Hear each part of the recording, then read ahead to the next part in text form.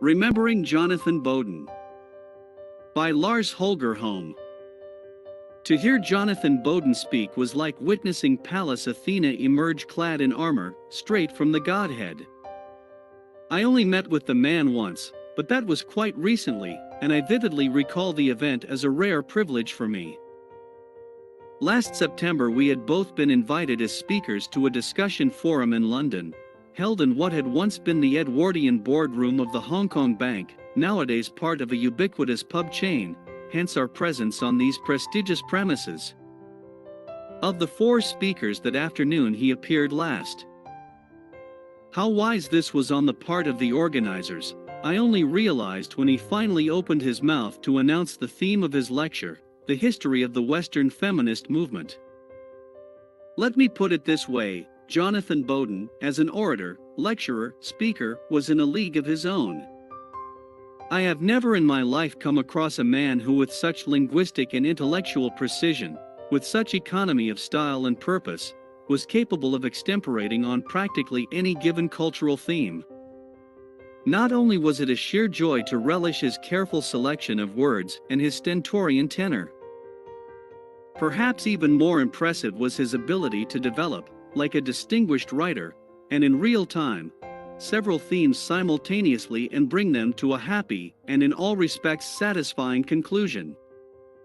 I don't doubt that one would have to go back to classical times, or at least to the days of Pepys, Gibbons, and Johnson, to find a parallel to this man's erudition combined with such a flawless rhetorical performance. And all this without as much as a scribbled note to guide him through the complexities of exposition. People that knew Bowden more intimately, if that might be said of a man who seemed almost autistically aloof when not charged with a speaking mission, afterwards assured me that this particular speech hadn't been anything outside the ordinary. To this statement I can only reply that, if I, as a young man, had enjoyed lecturers like Jonathan, I would never have left university, but made sure to remain an ardent college student for the rest of my life. It made me almost relieved to hear from my own editor that the man's writing, I have never personally read a line by his hand, is just as opaque as his speaking is clear, because if his written literature were as outstanding as his orations, we'd all be put to shame.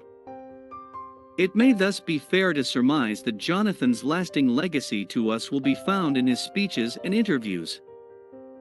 By all means, I'll be among the first to avail myself of a copy of the volume apparently underway, containing a selection of his contributions in these genres.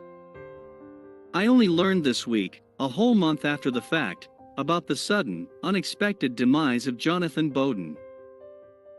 I didn't know the man personally, and when, during the conference, I enthusiastically walked up to him to thank him for his brilliant speech, posing what I felt to be a pertinent question, he absent-mindedly turned round and busied himself with another person, as though I had been thin air to him. Later that afternoon I confronted him about his ostentatious rudeness, and he did excuse himself. Still, he did it like someone who knows he can't be held entirely responsible for his actions. As for the man's mind, I'll defend its sanity any time. His logic and creative use of the same ought to be remembered as the clear voice of reason and lucidity in a confused age of sound and fury. To me, Jonathan Bowden was a genius with a social shortcoming rather typical of hyper-intelligent savants. Like the albatross in Baudelaire's famous poem, he could seem both clumsy and helpless when found outside his element. But when he soared into his own realm, what a sight and what an inspiration to all of us.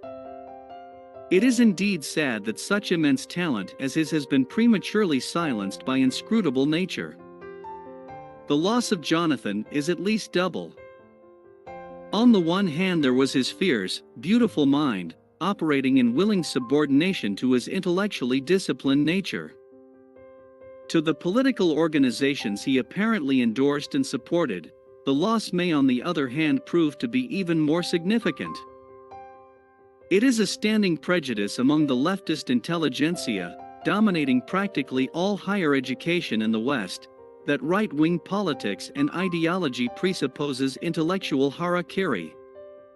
Although this may be entirely true as far as the Christian fundamentalist rejection of evolution in favor of the Bible sagas is concerned, Jonathan Bowden's thought was a powerful argument to the contrary.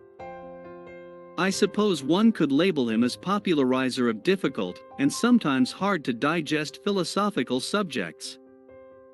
But the rank and file of the political right is in dire need of general education to be able to stand its ground and even advance against its opponents. Losing Jonathan in the process is a drawback that the members of these movements will have to make up for, by turning the example he set into a guiding principle: never succumb to baseness and intellectual dishonesty in the quest for meaning and truth. To defeat your enemy, you must first understand what his strength is, then use it against him. Jonathan did exactly that, and as far as I know, without ever breaking the rules of the game. I hope this Magister Ludi is now among players of his own caliber. May he never find lasting peace in their company.